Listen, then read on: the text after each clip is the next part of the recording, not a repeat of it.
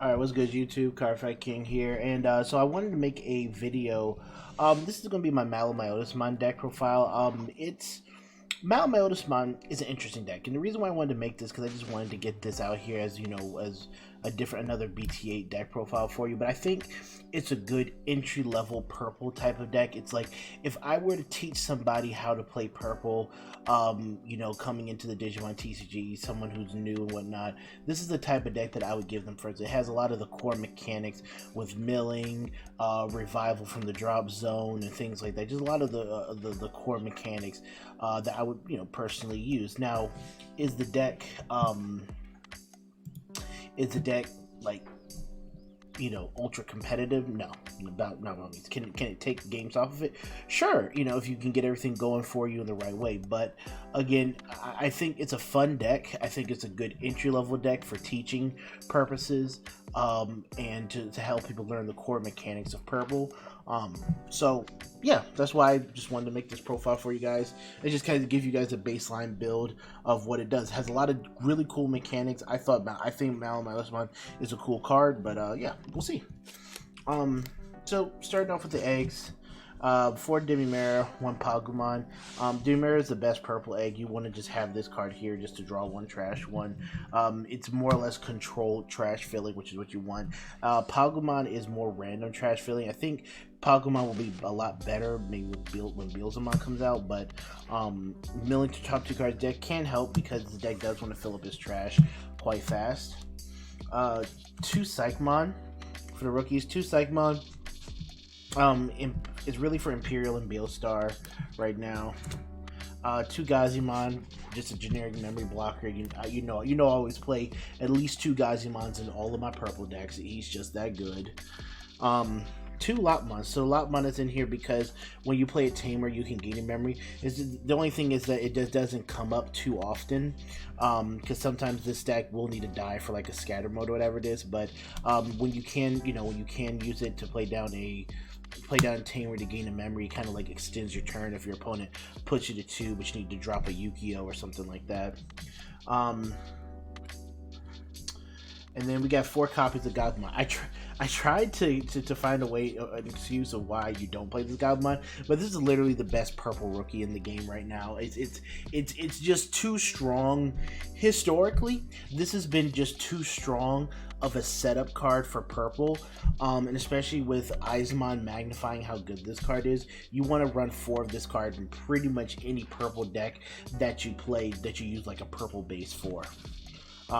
Maybe except for Mastamon, because that's kind of an unorthodox type of deck, but you get it.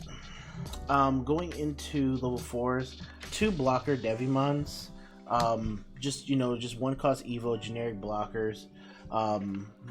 3 copies of Devimon gives retaliation. He has retaliation, gives retaliation. It's actually a really good card. Again, entry level type of card in a way where you can knock out even like a paladin mode, a lot of like the biggest units in the game. You can just ram this Devimon into them, like raise your rookie out of raising digital with the Devimon, swing, knock out like a fighter mode or whatever it is, and just clear a big body off the board. And then if you're your Digivolve on top of this, your opponent doesn't want to swing into it because it has retaliation, unless they're like X antibody or something. And then we play the Scatter Mode package. It just gets us through our deck quicker. It fills up our trash with the Myotismons that we need. This whole deck's about getting Myotismons into the trash, being able to delete your Myotismons, get Yu-Gi-Oh out, and do what you got to do there. So yeah, the Scatter Mode package is just there to help accelerate your trash. For the Malomyotismon, we play the brand new Malomyotismon from BT8.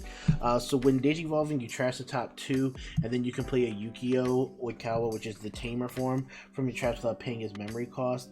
It's very essential that you get this play off. And if you trash Yu-Gi-Oh! Early, it's fine because Digivolving into him is great, and we do play the scatter mode and whatnot, so if you do call him out, a lot of times you can put him onto the board, Digivolve Malomyotismon on top, and then go from there. But there's a reason why this card is at 1. It just creates too many too many plays, and it kind of hurts it kind of hurts the overall design of what you can do with purple and whatnot as well. I understand that. Same thing happens with HPD and green and whatnot. And then, but it's an undeletion ability as an inheritable. So if you have a Mega on top of it, is that if you have Myotismon in your name, you can play a Yukio from your hand or trash suspended.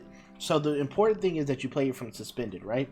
And because you play it from suspended, that means that at the end of your opponent's turn, you'll be able to pop the Yukio and revive a Malomyotismon and get it straight to the board. So this skill is really good. Your opponent, this is the kind of thing that purple is really good at. It's making your opponent pay for doing things to you or rewarding you for blowing up your own cards. So again, it's just a lot of baseline purple things. 2 copies of the EX1 Myotismon. It basically reduces the cost of a Myotismon that digivolves on top of him by 1. And then his inheritable is that if you have a Myotismon in his name, all your Digimon with retaliation can attack your opponent's unsuspended level 4 lower Digimon. So if you have if you have the retaliation Myotismon in here, you can swing into your, swing into like a Rapamon. You could swing unsuspended Rapamon. You could swing into an unsuspended Gatomon, whatever it is. It's kind of niche. It doesn't exactly come up too often, but it's just another Myotismon, but it reduces the cost.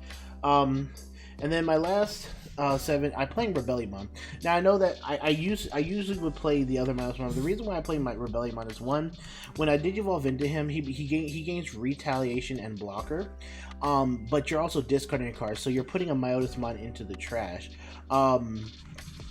And a lot of times with this deck, I just needed to sustain. I just needed to have my Yu-Gi-Oh tapped, and I just needed one more turn to do something. And if I had a blocker, if I had like a Rebellionmon, something like that, then I could get that one more turn. So that's why I wanted him in here, just as a discard outlay. And we play other Myotismons too, so having 6 here is, not too bad. But if you want to play the vanilla one here and just forego that and only use the 2 Devimon blockers, obviously perfectly fine. I just like the Rebellionmon for what he brings, but that can definitely be an easy change that you can make for sure.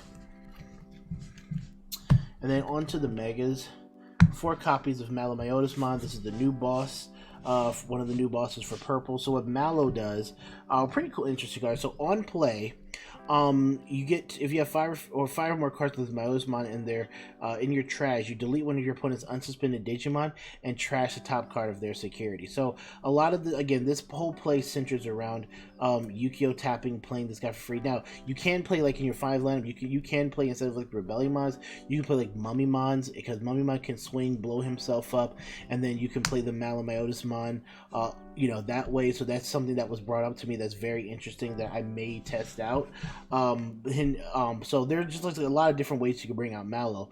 And then the other ability is that when digivolving, you can trash the top 5 cards of your deck, and then if there's a card with Myotismon in its name and it's trash, you gain a memory back. So he digivolves for 4, but through his mill, if you have a Myotismon in the trash, you can digivolve into him for 3. And ideally you would digivolve him on top of this Myotismon so you can get that inheritable, so that you can try to bring him back out.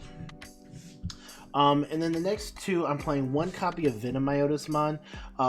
This does have Myotismon in the name, so it counts towards the trash count of Myotismon.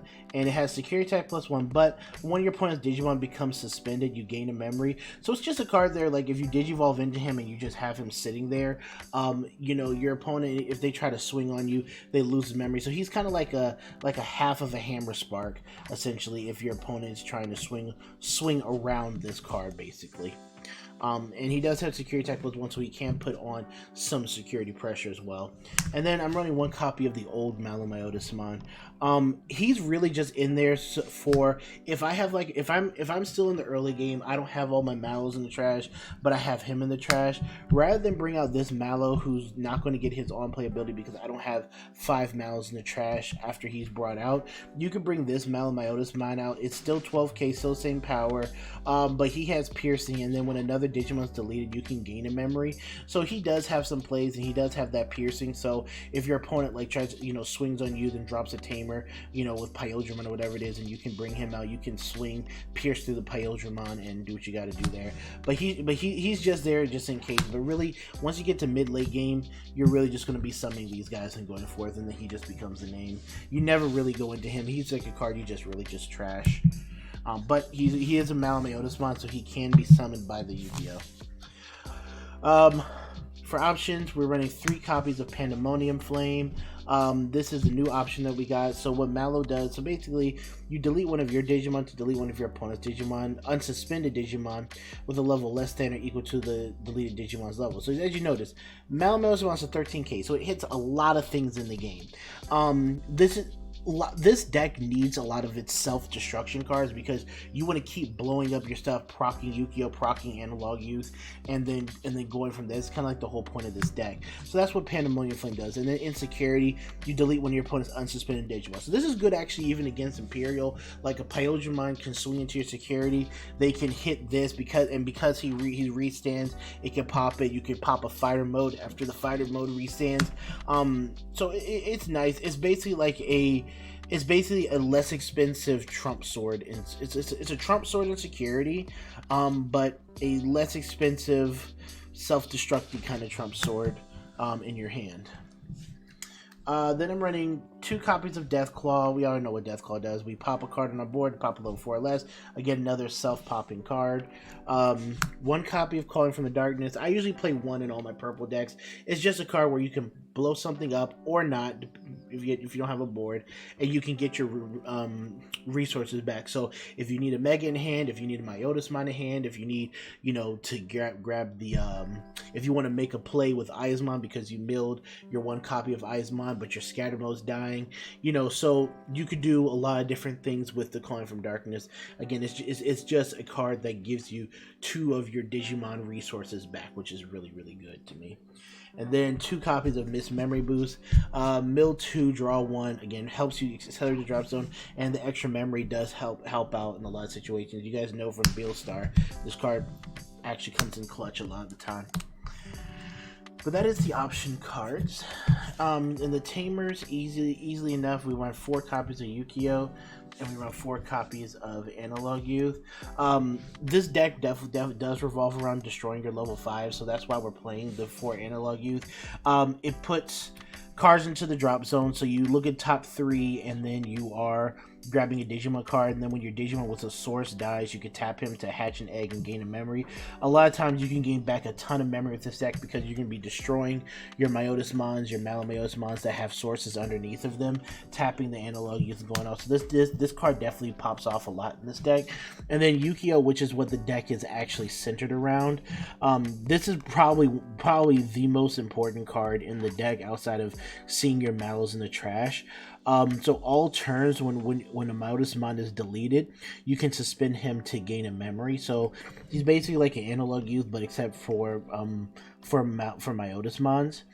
And then at the end of your opponent's turn, if he's suspended, you can delete this Tamer to play a Malomyotismon from your trash to pay the memory cost. So when you delete your Myotismon, you tap him, gain a memory, and then at the end of your opponent's turn, you blow him up, play your Malomyotismons. Your Myotismons blows up any card any Digimon that's unsuspended, and then you burn their security. And then it comes to your turn. So not only have you taken away their security, but now you have attacks going at whatever their remaining security is. So depending on how late the game gets, you can pop 3 of these Yu-Gi-Ohs, drop 3 Malomyotismons on them, burn 3 security, and now you have game on board easy. And it's because it's passing over to your turn. So definitely a lot of fun things if your opponent's not careful about this. And he's a tamer that can keep coming back thanks to your Myotismon. So this guy is generally never dead. But yeah, so that's the deck profile, guys. I hope you guys enjoyed it. Again, it's definitely an entry-level type of purple deck, but it's a fun one. I think it's something that you guys would definitely enjoy playing. If you guys have a more optimized build, you guys have done well in Tamers, whatever it is, please share your build in the comment section below. I'm always looking to improve the decks, but this is what I have for it right now. And in any future iterations of this deck, I will let you guys know what improvements I make. All right, but it's been a profile. Hope you guys enjoy it, and I'll see you in the next one.